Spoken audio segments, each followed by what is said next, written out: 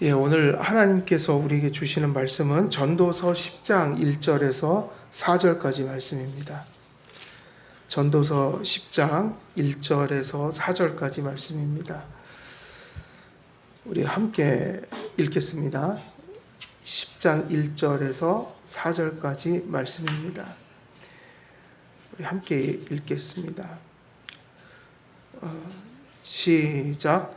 죽은 파리들이 향기름을 악취가 나게 만드는 것 같이 적은 우매가 지혜와 존귀를 난처하게 만드느니라. 지혜자의 마음은 오른쪽에 있고 우매자의 마음은 왼쪽에 있느니라. 우매한 자는 길을 갈 때에도 지혜가 부족하여 각 사람에게 자기가 우매함을 말하느니라. 주권자가 내게 분을 일으키거든 너는 내 자리를 떠나지 말라. 공손함이 큰 허물을 용서받게 하느니라. 아멘. 우리 설교 말씀은 1절에서 3절까지 내용인데요. 4절까지 읽었습니다.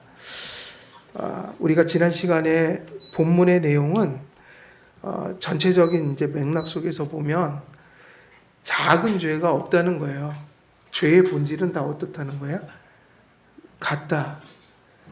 그래서 오늘 성경을 보면 작은 것을 통해서 작은 것이 가져오는 큰 결과들을 표현하고 있어요. 비유적으로요. 근데 부정적인 얘기를 하고 있는 거죠. 그게 무엇인가? 작지만 작은 것들이 사실은 모든 것을 더럽힌다. 그래서 그 비유를 들었는데 죽은 파리들이 향기름을 악취나게 만든다. 이 향이 얼마나 냄새가 강하겠어요, 그죠? 이 향기름은 정말 값진 것이라고 그러더라고요. 제가 지난번에 그 이스라엘 사람들 박물관 지방에 내려가서 잠깐 보고 왔는데 그 당시에 향유라는 건 그 결혼 뭐라 그럴까 그 혼수품 같은 그리고 상당히 비싼 이러한 값진 것을 사실은 어떻게 만든다고 그랬어요? 악취나게 만들어버린다. 근데 그것이 큰 것이 그렇게 만드는 게 아니라 어떻게 만든다고요? 죽은 파리 몇 마리가 그렇게 만든다는 거예요. 그래서 이 이야기의 이런 비유의 의미는 사실은 작은 죄가 크나큰 결과를 낳는다고 볼 수가 있어요. 그러면 크고 작으냐? 여기에 초점이 맞춰진 게 아니라 죄의 본질이 어떻다는 거예요? 다 같다는 거예요. 본질이. 죄의 본질은 다 뭐예요? 죄의 삭은 뭐다? 사망이다. 큰 죄를 져서 아담이 작은 죄를 져서 그런 게 아니라 아담과 하와가 죄를 짓는 바람에 모든 사람이 아담 안에서 죄인이 되었고 죽게 된 거예요. 그래서 우리 삶 속에는 크고 작은 죄악들이 있지만 물론 현실 속에서는 그것의 경중을 따질 수밖에 없지만 죄의 본질은 다 한 우물, 한 샘에서 나오는 거라고요. 우리의 모든 자범죄가 어디서 나오는 거예요? 원죄에서 나온단 말이에요. 원죄의 부패함 속에서 우리의 생각, 행동, 말에 관련된 모든 죄악들이 그 동일한 셈에서 다 흘러나오는 거예요. 그래서 죄는 크고 작은 것이 없다. 그리고 실제 우리가 일상생활을 보기만 해도 많은 사람들이 작은 것이라고 그래서 그것을 소홀히 여기고 방만히 여기다가 많은 사람들이 그런 얘기를 해요. 그렇게 하면 안 됩니다. 그것은 아닙니다. 그것이 좋지 않은 결과를 낳을 겁니다. 그러면 다들 어떻게 합니까? 그 말을 보통은 들어요, 안 들어요? 들어요, 안 들어요? 보통은 안 듣죠. 그래갖고 사실은 병원에 가면 그런 일들이 많대요. 술을 계속 먹는 거예요. 그러면 끊으세요. 그러면은 어떻게 돼요? 나중에 안 끊어요. 그러면 그렇게 계속 고집부리고 먹다가 갑자기 무슨 판정을 받아요? 간암에 걸렸습니다. 그럼 그때 가서 통곡을 하면 온대요. 담배를 피우시는 분들이 담배 피우면 폐가 망가집니다. 폐가 망가집니다. 그거 피우지 마세요. 그리고 특히 부인들이 막 난리치잖아요. 그래도 피우죠. 고집을 부리죠. 그러다 나중에 무슨 판정을 받아요? 병원 갔더니 폐암입니다. 담배를 너무 많이 피셨습니다.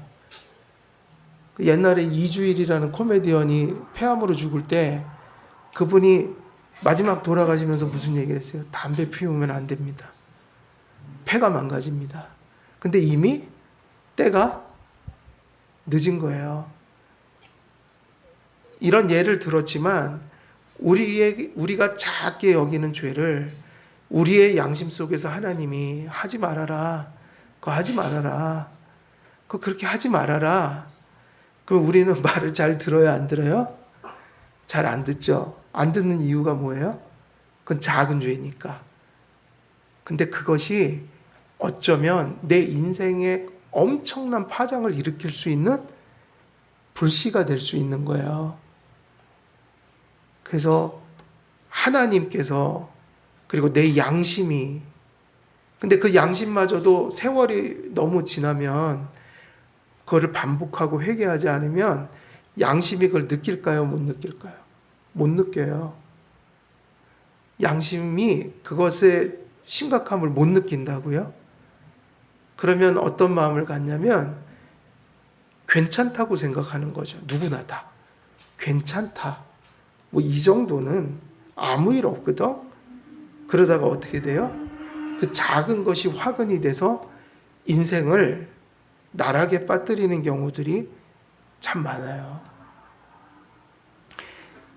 그래서 단단한 바위를 오랜 세월 동안 깊이 파이게 하는 게 뭐냐면 동굴 같은 데 가면은 그 안반을 이렇게 파이게 만드는 모습들이 있죠. 이렇게 그런 거 보셨죠? 이렇게 바위 같은 게 이렇게 파여 있는 거예요. 그 나중에 보면 물이 한 방울씩 한 방울씩 떨어져서 그렇게 파인 거예요. 세월이 축적돼서. 그게 무서운 거죠. 뭐가 무서워요? 물 한 방울이 무섭다. 우리가 동일한 악하고 나쁜 행동을 1년 하는 것도 정말 무서운 일인데 3년, 5년, 10년이 돼서 내 삶처럼 돼버린 나쁜 행동들, 내 삶처럼 돼버린 나의 나쁜 언행들, 이것이 어떻게 만들 것 같아요? 우리 인격을 다 망가뜨립니다. 망가뜨려요. 똑같은 얘기예요. 물 한 방울이 한 방울씩 떨어뜨린 것이 1년, 2년, 3년, 10년이 지나면서 뭐를 다 패워버려요? 바위를 패워버린다고요. 무서운 거예요. 물 한 방울이 바위를 다 깎는 거예요. 그래서 단단한 바위를 오랜 세월 동안 한 방울 한 방울씩 떨어지는 물방울이 깊이 파이도록 만들듯 경히 여기고 경솔히 행한 모든 죄악들이 세월을 따라 축적될 때 우리의 양심은 어느 순간 거의 의식을 잃어버리고 죄가 죄인 걸 모르게 되는 상황이 돼버리고 그것이 가져오는 큰 내 인격과 삶의 파괴를 느끼지 못하게 만들어버리는 거예요. 그래서 쓰러지는 거는 의식하고 쓰러질까요? 그냥 쓰러질까요? 내가 쓰러지는 것을 의식하면서 쓰러져요? 의식을 못하고 쓰러져요? 의식을 못하죠. 괜찮아 하다가 어느 순간에 확 가버리는 거예요. 그게 죄예요. 우리가 뇌졸중도 어떻게 오든가요? 그게 원인이 없는 게 아니라 평생 그죠? 쌓인 거잖아요. 핏줄이 기름기가 뭐 저 같은 사람이 그런 거 정말 위험한데 핏줄이 막히고 그 과정 속에서 의식을 못 한다고요. 근데 어느 날 갑자기 막혀버려서 핏덩이가 생겨갖고 그게 뇌를 막아버리면 그냥 뇌졸중이 되는 거 아니겠어요? 근데 그게 어느 순간에 생긴 게 아니라 긴 세월 동안에 생기고 있던 거란 말이에요. 근데 쓰러지는 건 언제 쓰러져요? 한순간에 쓰러지는 거예요. 그래서 경솔히 행한 행동거지나 이런 것들이 쓰나미처럼 큰 풍파로 돌아올 때가 많다는 거예요. 그래서 인생은 무엇을 받고 살아야 할까요? 그래서 인생은 무엇을 받고 살아야 됩니까? 우리가 이런 것들을 사실은 되게 무디게 여기고 살아간단 말이에요. 그러니까 큰 죄만 죄로 여긴단 말이에요. 뭐 누굴 죽이고, 뭐 남의 것을 뭐 도둑질하고, 누구를 때려서 남의 것을 갈쳐 이렇게 법에 가서 심판받는, 그죠? 형사법에나 걸릴 만한 뭐 이런 것들 정도를 뭐 무서운 죄로 여기지만 대부분은 일상 속에서 죄를 가볍게 여기며 살아가는 마음이 있다. 그러니까 큰 죄, 작은 죄를 자기가 나누는 거죠. 성경은 죄의 삭은 다 사망이라고 그랬거든요. 다 무슨 죄든 회개해야 되는 죄예요. 다른 타인을 칼로 찔러 죽이는 것도 회개해야 되지만 작은 말실수로 그 가슴에 상처를 만든 것도 회개해야 된단 말이에요. 똑같은 죄라고요, 죄는. 근데 우리는 그런 건 죄로 여기지도 않는 거예요. 그런 거는. 그러니까는 그런 것들이 삶 속에서 오랜 세월 축적되면 나중에는 전혀 그것을 이제는 죄책감도 갖지 않으면서 살아가는 그런 양심이 돼버린다. 그런데 이것이 모든 사람 속에 나타나는 그럴 수 있는 우리의 연약함이라고 볼 때 그래서 인생 속에서 무엇을 받고 살아야 돼요? 그래서 은혜를 받고 살아야 된다는 거예요. 은혜를 받지 않으면 이렇게 그냥 죽을 때까지 가는 거예요. 바꾸지 않는다는 거예요. 회개를 안 한다는 거예요. 삶이 안 바뀐다는 거예요. 그래서 뭘 받아야 된다고요? 은혜. 은혜를 받지 못하면 절대로 죄에서 나올 수가 없어요. 죄에서 벗어나는 길은 뭐밖에 없다고 성경에 얘기했나요? 큰 죄든 작은 죄든. 은혜밖에 없다고요. 도덕적인 연마 갖고 되는 게 아니거든요. 도덕적인 훈련과 연마는 외적인 겉모습을 바꿀 수는 있어요. 도덕성이 좀 좋아지고 나빠지고. 근데 거듭나야지 생명이 들어오는 것이고 하나님 안에서 주신 생명으로 삶을 바꿀 수 있는 거예요. 그러니까 진정 삶이 바뀌어지는 생명의 운동은 어디서 오는 거예요? 은혜에서 오는 거란 말이에요. 은혜를 받아야 한다. 은혜를 받지 못하면 똑같습니다. 언제나 똑같은 삶을 살아야 돼요. 하나님의 은혜를 받아 믿음이 깨어나야 무엇을 비로소 붙들기 시작할까요? 은혜를 받아서 믿음이 깨어나야만 무엇을 붙들고 걸어가는 삶을 살게 돼요? 말씀이요. 말씀을 붙들고 믿고 순종하면서 살아가는 건 은혜가 아니면 안 돼요. 듣고 받은 것 같지만 은혜를 받지 못하면 잠시 듣고 이해한 것 같지만 실제로는 그렇게 살까요? 못 살까요? 어떠세요? 은혜를 받지 못하면 말씀을 믿을 수 있을 것 같아요? 은혜를 받지 못하면 순종의 삶을 살 수 있을까요? 못 산다고요. 그러니까 성경에는 뭐라고 그랬어요? 길가에 뿌린 씨앗 얘기를 하는 거예요. 하나님이 말씀을 뿌렸다. 씨를 뿌렸다. 근데 길가에 뿌려졌다. 그럼 어떻게 한다고요? 길가에 뿌려진 것은 아예 뿌리를 내릴 수도 없고 흉내도 못 내요. 그죠? 이미 길이라는 것은 사람들이 밟고 다니는 딱딱한 다져진 땅이잖아요. 절대로 거기서 생명을 낼 수가 없어요.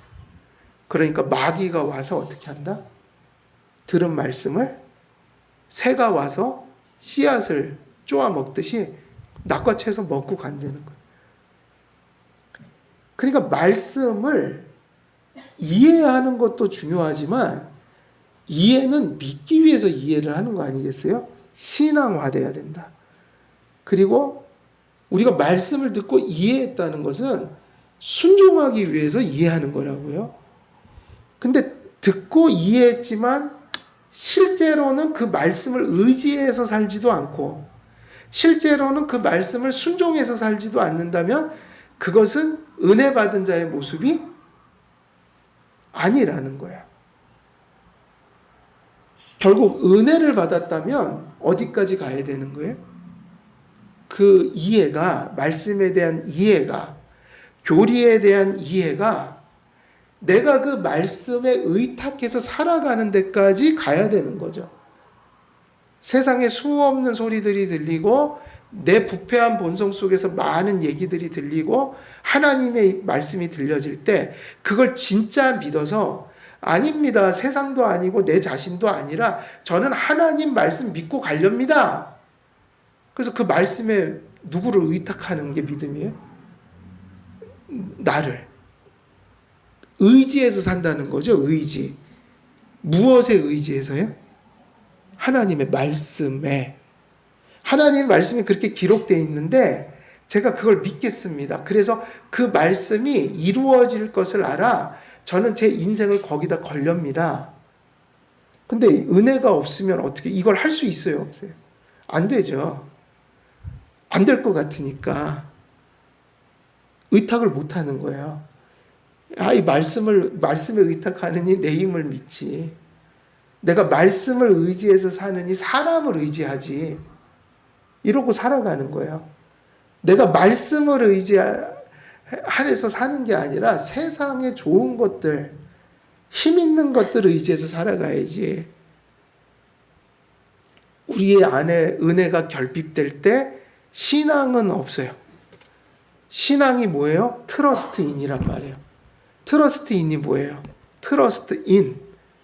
의지하고 신뢰하고. 그러니까 그게 내가 하나님이 말씀하신 대로 이루시는 분이니까 그분은 거짓이 없고 오류가 없으시니 내 인생을 거기 맡기는 게 사는 길이다.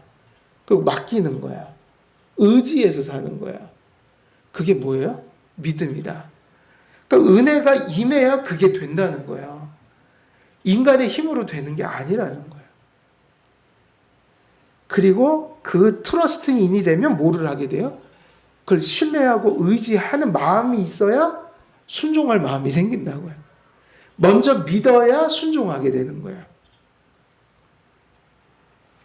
그래서 은혜를 받아야지 믿음이 깨어나고 믿음이 깨어나야지 비로소 이제 삶의 과정 속에서 하나님의 말씀을 살피기 시작해요. 그래서 하나님의 뜻을 그 모든 복잡한 삶 속에서 분별하면서 살게 된다. 분별. 내 뜻대로 살지 않는 사람, 그 사람들에게 분별력이 생기는 거야. 내 경험, 내 지혜, 이게 아니라 하나님, 이런 가난한 마음을 가진 사람들, 이런 가난한 마음. 하나님, 제가 너무 부족합니다.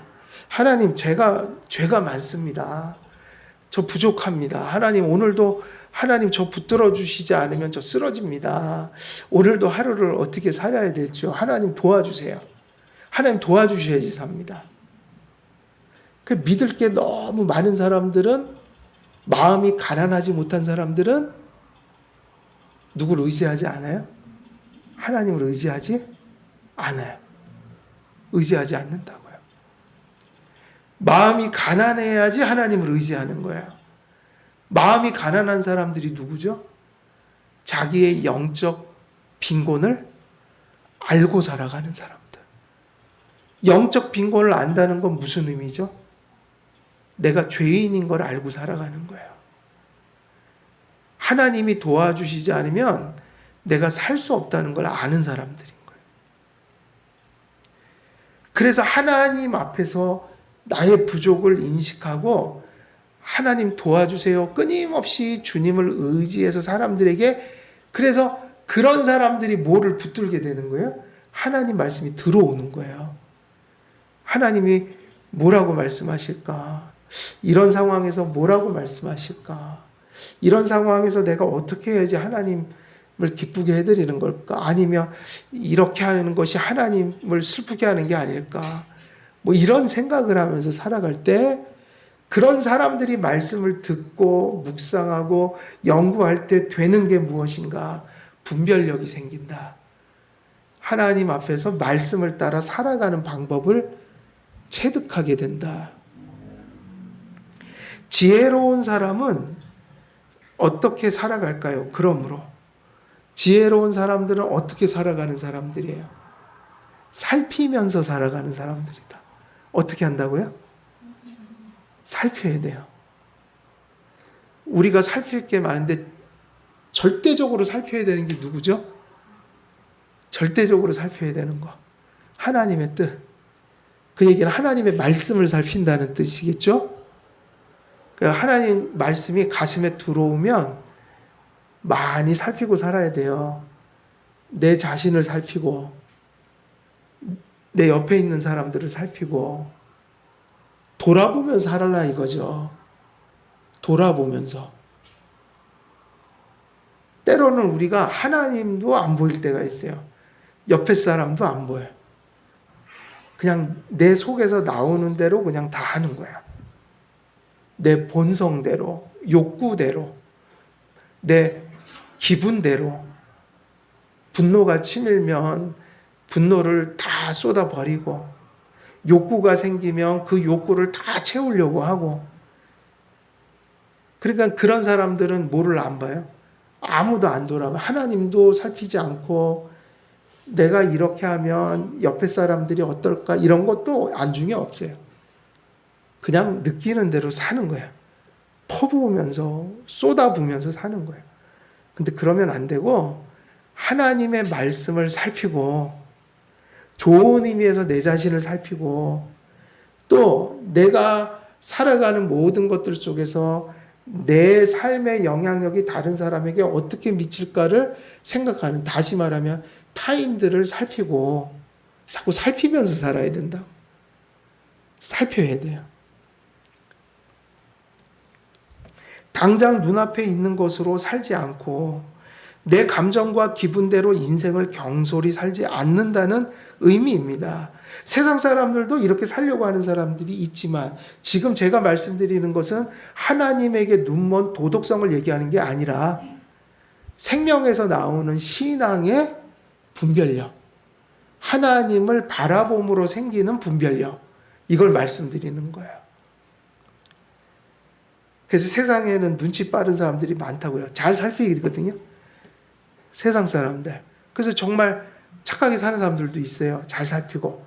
근데 그들은 누구를 안 살펴요? 하나님 살피는 눈이 없잖아요. 신앙이 없으니까. 다 살피는데 하나님만 안 살펴요. 그러니까 결국은 안 돼요. 그게. 신앙인들은 하나님을 살펴야 돼요. 하나님의 말씀을 살펴야 합니다. 그래서 우리가 근시안적으로 살지 말고 어떻게 살아야 될까요? 근시안이 되지 말고 먼 데를 내다보고 사는 거예요. 당장 내 기분, 내 욕구가 아니라 하나님의 말씀을 따라 살 때 멀리 있는 복, 그리고 눈앞에 있는 것을 좀 넘어서 살 때 오는 유익들, 이런 것들, 그러니까 멀리 좀 내다보자. 지금 있는 것에 이렇게 빠져 살면 안 된단 말이에요. 오늘날 현대인들은 가장 발달되어 있는 게 뭐 자기예요. 자기애. 자기사랑. 자기에게 충실해서 살아요. 그거는 안 가르쳐도 다 그렇게 살아요. 누구나. 그래서 근시안적이에요. 모든 것이 자기애, 나를 중심으로, 그리고 자기 사랑에 깊이 함몰돼서 살아가고, 그 자기 안에 함몰된 사람의 특징이 뭐라고 그랬어요? 아까도 얘기했지만 자기애에 함몰된 사람. 너무 자기 사랑이 심해갖고 자기 사랑에 그냥 잠겨 사는 거야. 그러면 뭐가 안 될까요? 하나님이 안 보인다니까요. 그 누구도 안 보여요. 그 다음에 하나님만 안 보이는 게 아니라 이웃도 안 보이죠. 근데 이게 오늘날 특징이에요. 이게 그렇게 되면 율법을 어기는 거예요. 바로 하나님 사랑, 이웃 사랑이 율법의 대강령이잖아요. 요약이잖아요. 그러니까 어디서 좀 빠져나올 필요가 있어요. 어디서? 자기애에서 좀 빠져나와야지 이제 사는 거예요. 그러니까 오늘날 많은 사람들이 정서적 고통을 많이 당해요. 정서적. 근데 저는 그런 생각이 들어요. 왜 그렇게 현대인들은 정서적인 그 건강하지 못한 삶을 저렇게 살아갈까? 저를 비롯해서. 보니까 가장 큰 이유가 자기애에 빠져서 거기 빠져 죽는 거야. 어디에 빠져 죽는다고요? 자기 사랑에 함몰돼서 사니까 다른 게 안 보이는 거야. 그럼 인생이 엉망이 될 수밖에 없죠. 보여야 될 게 봐야 돼요. 계속 강조해요. 누가 보여야 된다고요? 자기에게서 좀 빠져나와서 누굴 보라고요? 첫째는 하나님이요. 그 다음엔 또 누구도 좀 봐야 돼요. 자기 문제에만 갇혀 있지 말고 다른 사람 삶도 좀 돌아보라는 거예요. 근데 그렇게 살면 어떻게 될까요? 마음이. 난 건강해질 거라고 봐요. 많은 부분에서. 자기 애에서 좀 해방이 되면, 그러니까 의사들이 그러잖아요. 우울증 앓으면 그렇게 하잖아요. 가이드를. 봉사를 좀 하세요. 그렇게 하잖아요. 실제로. 어디 가서 봉사 좀 하세요. 그러면 아마 도움이 많이 될 것 같습니다. 봉사라는 게 왜 시키는 거예요? 자기에서 좀 나와서 좀 어울리고 좀 다른 걸 보라는 얘기예요. 근데 실제로 자기에게 갇혀버리면 무지무지 마음이 되게 병들어요. 하나님 바라봐야 돼요. 그리고 이웃들을 바라봐야 돼요. 하나님 바라보고 이웃을 바라보는 것이 내 자아가 돼야 돼. 그게 이제 건강한 자아예요. 근데 오늘날 자아가 다 어떻게 돼버렸냐면 자기만 보는 거죠. 하나님 바라보고 이웃을 보는 눈이 없고 자기 갇혀서 자기 안에 감옥처럼 그 자기 탐닉에 빠져서 그것만 계속 채우려고 하다가 병이 드는 거예요. 빠져나와야 된다. 그래서 자신의 부패한 본성이 가져올 그 폐해를 하나님 앞에서 살피면서 살아야 합니다. 그러므로 지혜자는 늘 하나님의 말씀 안에서 누구에게 자꾸 물으면서 살아야 돼요. 내 인생에 대해서. 하나님께 자꾸 물으면서. 하나님께 뭐 하라고요? 자꾸 뭐 하라고요? 물으라고요. 그래서 기도 시간이 필요하다니까요. 하나님, 제가 지금 똑바로 살고 있나요? 아니면 제가 뭐 이렇게 해도 될까요? 뭐 어떻게 해야 될까요? 하나님 뜻은 어디 있죠? 자꾸 물어야 돼요. 그래서 자꾸 물으려면 뭐 해야 돼요, 우리가? 기도를 해야죠. 기도 생활을 해야 될 거 아니에요? 기도를 많이 하세요. 자꾸 함께 물으라는 거예요. 그렇게 하나님께 물으면서 살고 의지하면서 살고 그분께 받은 힘으로 선한 것을 분별하고 선택하며 살아가야 합니다. 그렇지 않으면 우리가 설교 초반에 얘기했던 바로 그 상태로 들어가는 거예요. 작은 것들 속에서 허물어져 가기 시작한다. 대단한 게 내 인생을 허무는 게 아니라 정말 하루살이 같은 것들이 쌓이고 쌓여서 내 삶을 무너뜨려 버린다. 그 파리 몇 마리가 향기름을 다 악취나게 해버린다. 성경은 적은 악이 나를 무너뜨릴 뿐만 아니라 또한 뭐라고 그랬어요? 온 인생과 공동체를 더럽히고 무너뜨려 버린다. 교회는 유기체라고 그랬어요. 그냥 개체예요. 유기체잖아요. 교회는. 그래서 한 사람이 병들고 한 사람이 범죄하면 그 반드시 죄의 영향력이 다른 사람들에게 미칠까요? 안 미칠까요? 미쳐요? 안 미쳐요? 미치죠. 그래서 교회는 무슨 제도를 둔 거예요? 그래서 권징이 있는 거라고요. 회개시키는 거야. 한 부분이 병들면 회개시키는 거야. 회개해야 돼요. 근데 그분이 한 사람이 회개를 안 하면 그 죄가 전체로 영향을 줘요. 우리가 한 곳에 암이 걸리면 그 암이 어떻게 되던가요? 항상 어떻게 되죠? 전이가 돼요. 전이. 그 참 신기하더라고요. 전에 보니까 췌장암이 걸렸다. 그럼 췌장암에서 보통 잘 전이가 되는 기관이 있더라고요. 연결된 기관. 또 뭐 간암이 걸리면 또 그 간암은 어디로 전이가 잘 되고. 그 나름대로 소통하는 통로들이 있나 봐요. 유기체라는 말이 무슨 얘기예요? 한 몸이잖아요. 몸의 일부가 병들면 어떻게 돼요? 전체가 병든 거라고요. 그래서 절대로 교회에서는 그런 생각하면 안 돼요. 아이 뭐 이건 내 개인 프라이버시다. 나 하나쯤이야. 그게 아니라 나의 병들미 누가 병들게 되는 거예요? 한길교회라는 교회를 병들게 한다. 그 한 사람이 무너지면 교회 전체도 무너질 수 있어요. 그 한 사람이 세상으로부터 비난을 받으면 그 비난은 곧 누구의 비난이 되는 거예요? 한길교회. 그래갖고 동네에서 조심해야 돼요. 부부싸움 할 때도 조용히 하세요. 저도 목소리가 가끔 커져갖고 이게 목소리가 담장 너머로 넘어가면 사람들이 다 알거든요. 주일마다 저 교회 다니는 사람들이래.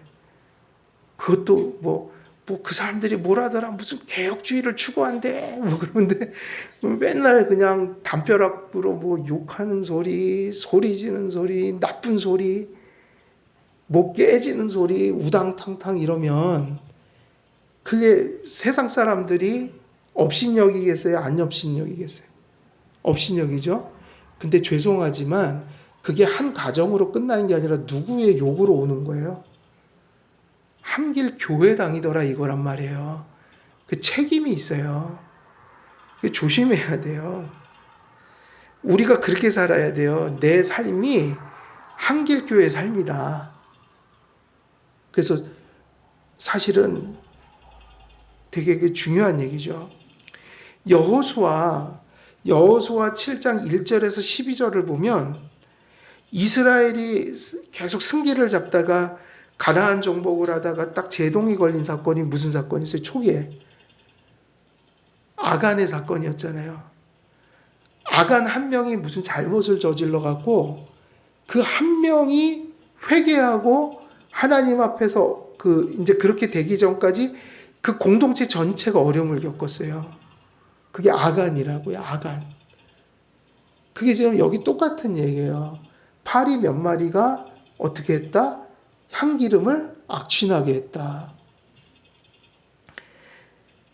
이런 일들이 숨어서 일어나도 참 어려운 일인데 요즘에는 아주 공공연하게 뉴스에 교회 얘기가 막 떠드니까 얼마나 교회에 해롭겠어요 지금. 그냥 보통 일이 아닌 거예요. 나도 막 엄청난 범죄가 일어나고 있는 거예요. 뉴스에. 맨날 뭐 목사가 어쨌더라, 뭐 장로가 뭐 집사가 어땠더라, 어디 교회 다니는 사람들이 어땠더라. 그게 그냥 이렇게 회자되는 그런 내용이 아니라 뉴스에 난다니까, 뉴스에. 그러면 그 파괴력이 엄청나요. 그래서 지금 우리가 거두고 있는 게 뭔지 아세요? 자꾸 그러니까 사회적으로 교회의 인식이 안 좋아져서 전도가 잘 안 된다고요. 이미 기독교는 1차적으로 사람들이 싫어하고 들어가요. 이유도 없이. 그거는 우리가 그렇게 너무 해놓은 거예요. 많이. 그래서 또 고린도전서 5장 6절을 보니까 여기도 사실은 똑같은 얘기가 나와요. 적은 누룩이 온 덩어리에 퍼지는 것을 알지 못하느냐 그랬어요. 이게 똑같은 얘기죠. 작은 죄가 온 공동체를 다 어지럽히는 것을 모르느냐. 그럼 이걸 비유로 든 거잖아요. 작은 누룩이 어떻게 된다고요? 부분을 발효시키는 게 아니라 전체 떡덩이를 발효시킨다고 돼 있다. 전체. 이게 되게 우리가 책임감이 있는 거예요. 전체에 영향을 준다는 거예요. 우리 한 사람이. 예. 그렇습니다. 비록 가시적인 측면에서 크고 작은 죄들이 존재하겠지만 모든 죄는 누룩처럼 퍼져가는 그런 속성이 있어서 작은 죄가 내 온 인생을 더럽힌다는 거예요. 그리고 작은 죄가 한 개인 안에 머무르는 게 아니라 반드시 공동체에 영향을 준다는 거예요. 이것이 죄의 속성 중에 하나예요. 한 사람의 죄는 다른 사람에게 번져가게 되어 있고, 한 사람이 경한 죄를 회개하지 않고 그것이 반복되고 악화되어 갈 때 그 작은 죄의 시작이 온 영혼과 몸의 영향력과 파괴력으로 나타난다는 거예요.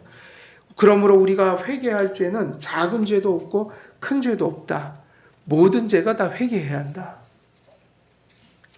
모든 죄는 속히 회개하고 돌이켜야 합니다. 회개하되 어떻게 하라고요? 어떤 회개를 하라고요? 속히 하라. 속히요. 빨리 해야 돼요. 그리고 회개는 또 어떻게 해야 돼요? 우리가 회개하더라도 과정이라는 게 있잖아요. 한번 딱 결심했다고 꼭 되는 건 아니잖아요. 회개는 어떻게 해야 되냐면 집요하게 해야 됩니다. 집요하게. 제 경험으로도 그래. 잘 안 고쳐져요. 실수가 반복이 돼요. 저도 느끼는 거예요. 제 안에서. 그러니까 빨리 하는데 그렇다고 다 된 게 아니라 집요하게 계속해야 돼. 집요하게. 누구만큼 집요하게. 나만큼 집요하게. 우리가 집요하잖아요. 죄를 잘 안 바꿔요. 교만한 사람은 절대 그 교만 빨리 안 바뀌죠. 참 고집스러워요. 교만한 사람은 참 교만해요. 지독하게 교만해. 하나님이 웬만큼 해도 교만을 잘 안 버려. 우리의 언어적인 습관도 똑같아요. 우리가 나쁜 말 쓰는 거 고쳐질 것 같아요? 안 고쳐질 것 같아요? 금방. 잘 안 고쳐집니다. 계속 반복이 된다. 그러니까 얼마나 집요한 게 나냔 말이에요. 그러니까 회개도 어떻게 해야 돼요? 은혜를 붙들고 집요하리만큼 열심히 해야 돼요. 뭐 어떤 분은 기도는 노동이다 그랬는데 저는 회개도 노동인 것 같아요. 열심히 해야지 결실이 좀 맺혀진다. 사람이 잘 안 바뀐다는 얘기예요. 은혜로. 중요한 건 뭐죠? 은혜로. 은혜로 해야 한다.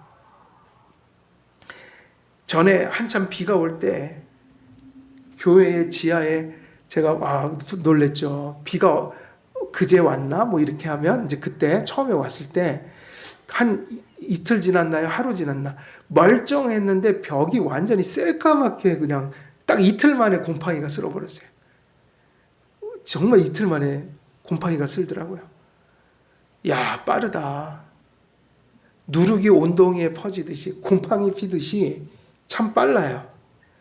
그것의 영향력이 그렇더라.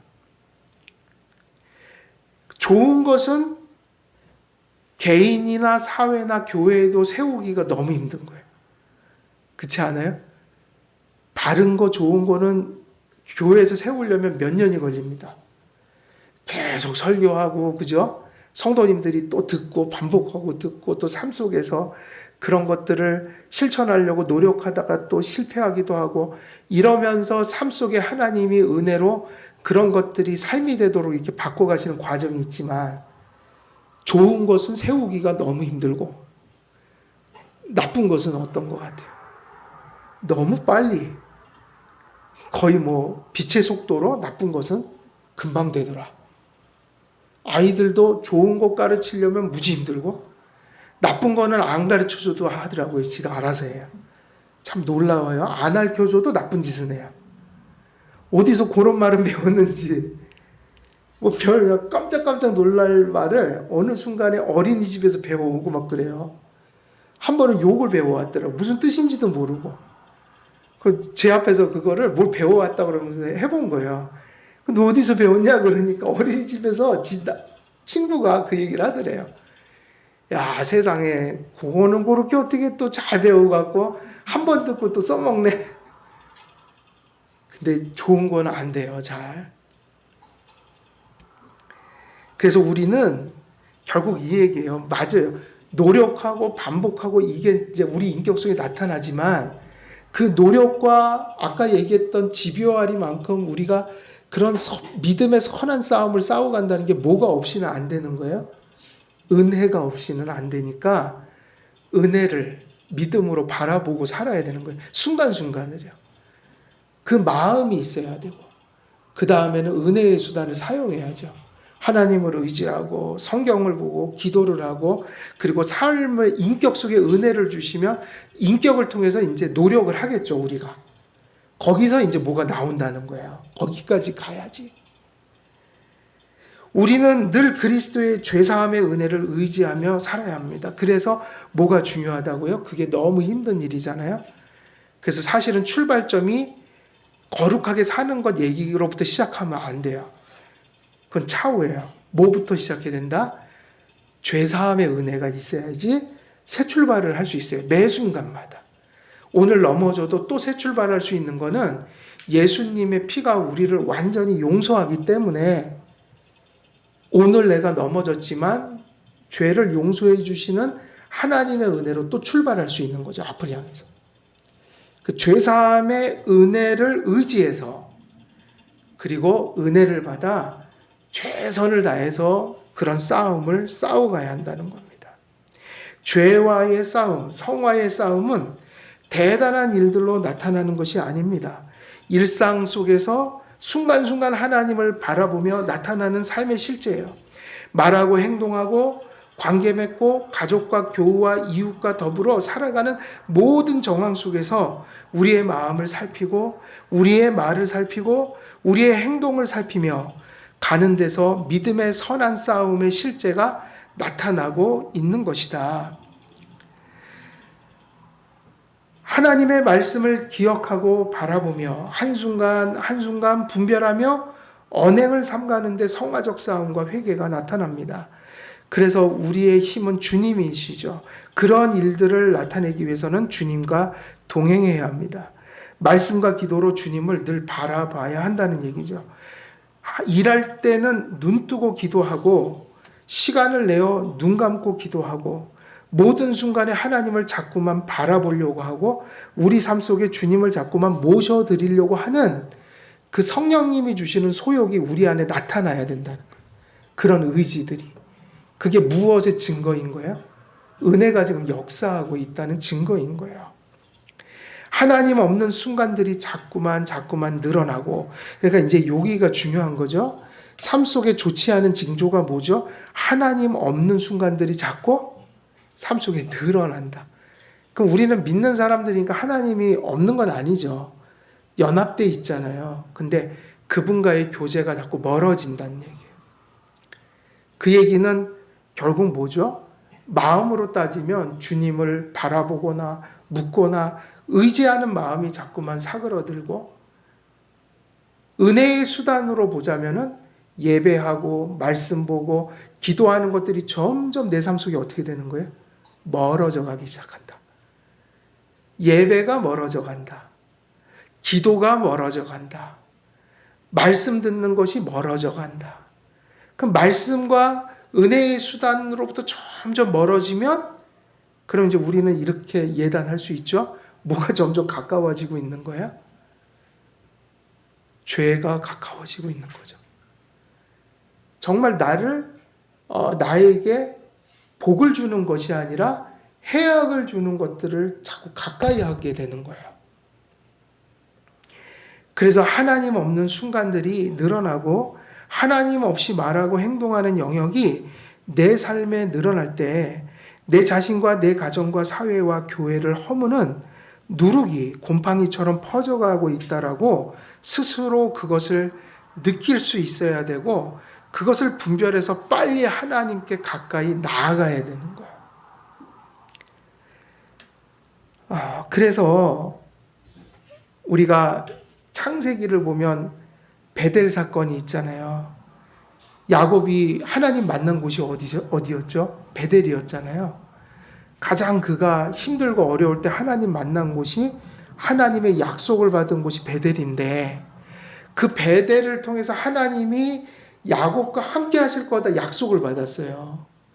그런데 야곱의 가족들이 가나안 땅에 들어가서 이제 자식 낳고 살면서 점점 무엇과 멀어졌을까요? 그 사람의 마음이. 그러니까 장소가 아니라 바로 하나님 앞에 베델이라는 장소, 말씀과 기도로 하나님을 만나는, 어쩌면 그런 걸 상징할 수 있는 하나님의 임재의 장소, 상징. 근데 야곱과 그 가정 속에 뭐가 멀어지기 시작했어요, 점점? 베델 사건이 망각되기 시작했어요. 그래서 상징적으로 보자면 베델이라는 곳에 가깝게 있으면 야곱이 그런 어려움을 안 당할 텐데 점점 그것과 멀어져 갔던 거예요. 나중에 이제 엄청난 일이 벌어져 갔고 그 야곱의 가문 전체가 가나안 족속, 그 이방인들에 의해서 다 멸종을 당할 만큼 위험을 당한 거예요. 그때 야곱은 믿음의 사람이잖아요. 믿음의 사람이잖아요. 분별력을 가진 거예요. 어디로 다시 돌아갔죠? 가정에 문제가 생겼잖아요. 어디로 곧장 갔어요? 이렇게 할까 저렇게 할까 잔머리를 쓴 게 아니라 어디로 돌아가기로 결단했어요? 베델로. 야곱이 돌베개 베고 잤던 그 장소, 야곱의 사닥다리 그 꿈을 꾸었던 장소로 돌아가는 게 살길이라는 것을 다시 깨닫고 그 엄청난 위기 속에서 다른 것을 한 게 아니라 베델로 돌아가서 제단 쌓고 하나님, 소위 말하면 말씀을 상기하며 다시 기도하고 회개하기 시작한 거예요. 그러니까 이제 보이기 시작했어요. 가정에 우상이 많았어요. 그래서 그런 것들을 다, 인간적인 것들을 어디다 다 묻어버렸어요. 베델로 가서 묻어버리고 이제 베델로 다시 돌아가서 처음에 하나님 만났을 때 그 마음을 다시 회복하였죠.